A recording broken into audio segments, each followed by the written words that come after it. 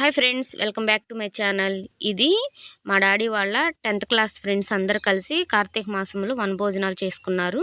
అప్పటి వీడియో ఇది. ఒక 1 వీక్ అవుతుంది జరిగి. నేను కొంచెం హెల్త్ కండిషన్ వలన వీడియో అప్లోడ్ చేయడం అనేది చాలా లేట్ అయిపోయింది. వాళ్ళు 10th క్లాస్ బ్యాచ్మేట్స్ అందరూ కలిసి ఇలా గ్యాదర్ అయ్యేసి వనభోజనాలు అనేది స్టార్ట్ చేసుకున్నారు. 1986, 87 10th క్లాస్ అయితే అయిపోయింది.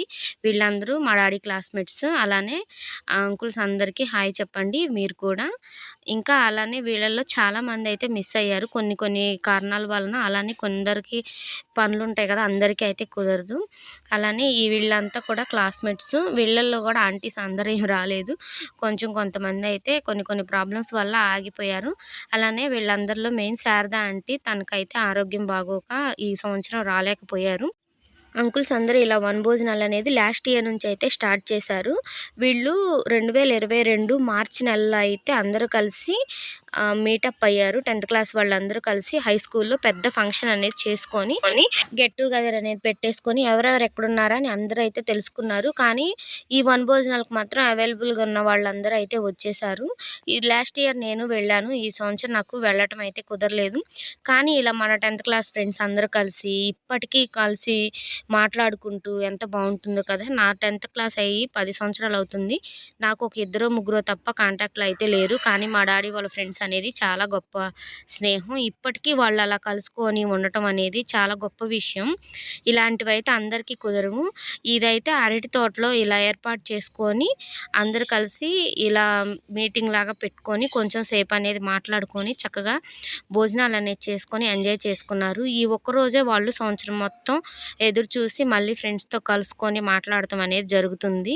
ఇలా ఎవరైనా సరే కలిసిమెలిసి ఉండటం అనేది చాలా హ్యాపీగా ఉంటుంది. మన ఫ్రెండ్స్ మన పక్కన ఉన్నప్పుడు అన్నీ మర్చిపోయి చిన్నపిల్లల్లా అనేది మనం ప్రవర్తిస్తూ ఉంటాం. కానీ ఇప్పటికీ కూడా వాళ్ళ పిల్లలకు పెళ్ళిళ్ళు అయ్యి పిల్లలు పెద్దవాళ్ళు అయినా కూడా ఇలా అందరూ కలిసి ఆప్యాయంగా కలుసుకోవడం అనేది చాలా గొప్ప విషయం అనే చెప్పుకోవాలి.